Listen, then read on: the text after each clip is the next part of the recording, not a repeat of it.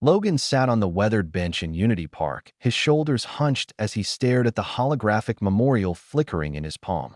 Earth, the blue marble that had been humanity's cradle for millennia, now existed only in archived data and fading memories. 3 years had passed since the Cascade, the catastrophic solar event that had forced humanity's desperate exodus into the galactic community.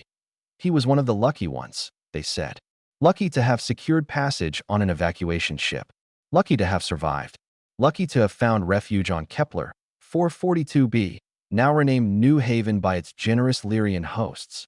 But Logan didn't feel lucky. He felt hollow. The park around him bustled with life. A carefully designed space where multiple species coexisted. Lyrian families with their luminescent skin picnicked under the twin suns. Torthan merchants with their crystalline exoskeletons discussed trade routes. Human children, surprisingly resilient, played anti-grav ball with alien peers, their laughter carrying across the synthetic grass. A tear traced down Logan's cheek, and he quickly wiped it away. 34 years old, a former astroengineer, now just another displaced soul trying to navigate a universe that had become impossibly vast and terrifyingly lonely. "Sir," the voice was small, tentative. Logan looked down to find a Lyrian child standing beside the bench. She couldn't have been more than 6 in human years, her lavender skin glowing softly in the afternoon light. Her large, opalescent eyes studied him with concern that seemed far too mature for her apparent age. "Yes," Logan managed, his voice rough. "You're crying," she observed, clutching a plush toy that resembled something between a teddy bear and a nebula cloud. "Are you hurt?" Logan forced a smile. "No, sweetheart. I'm fine."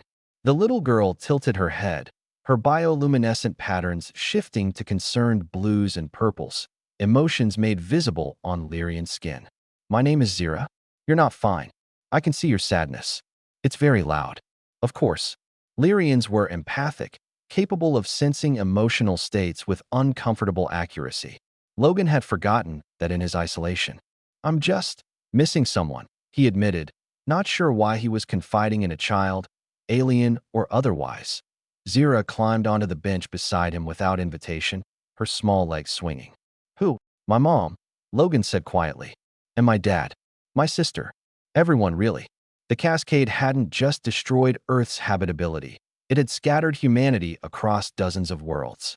Communication networks were still primitive between systems. Logan had no idea if his family had even survived. The refugee databases were incomplete, and his searches had yielded nothing but dead ends and growing despair. Zira was quiet for a moment, her patterns shifting to contemplative greens. Then she said something that nearly broke him. "Don't cry, sir. You can borrow my mom." Logan blinked, caught between tears and disbelief. "What? My mom?" Zira repeated matter-of-factly. "She gives really good hugs. And she makes the best quantum phase pudding in the entire district. She always says love multiplies, it doesn't divide. So you can borrow her. Until you find yours again." The simple, guileless generosity of the offer pierced through Logan's carefully maintained walls. He stared at this alien child who had every reason to view humans as desperate refugees, as burdens on her world's resources, as strangers who had arrived with nothing but trauma and need.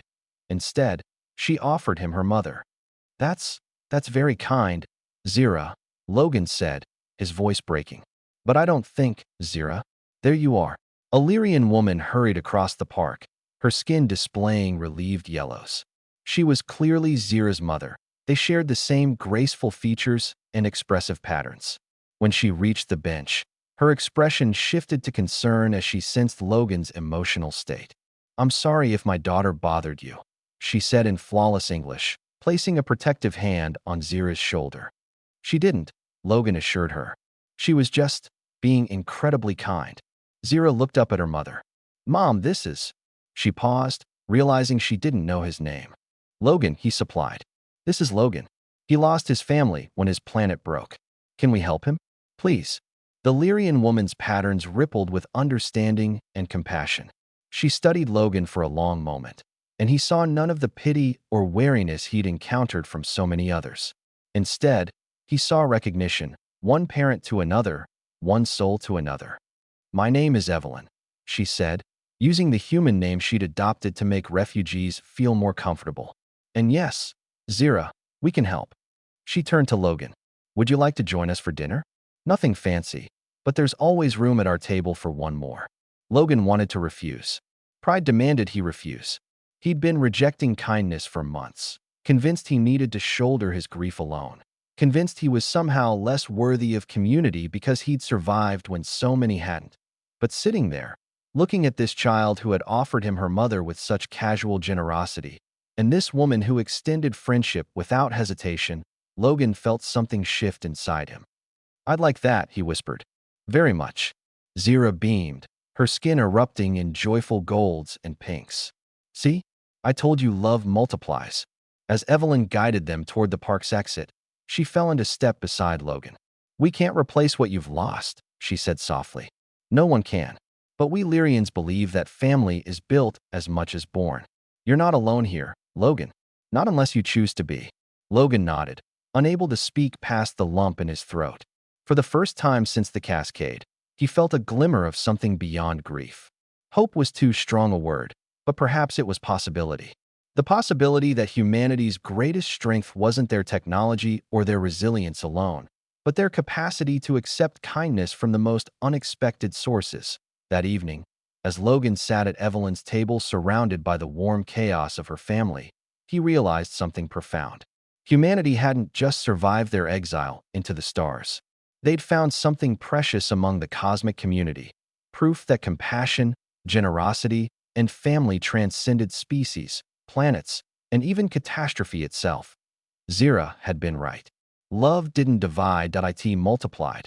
And sometimes, when you least expected it, a lonely human in a park could find family in the whispered kindness of an alien child and the open heart of her mother.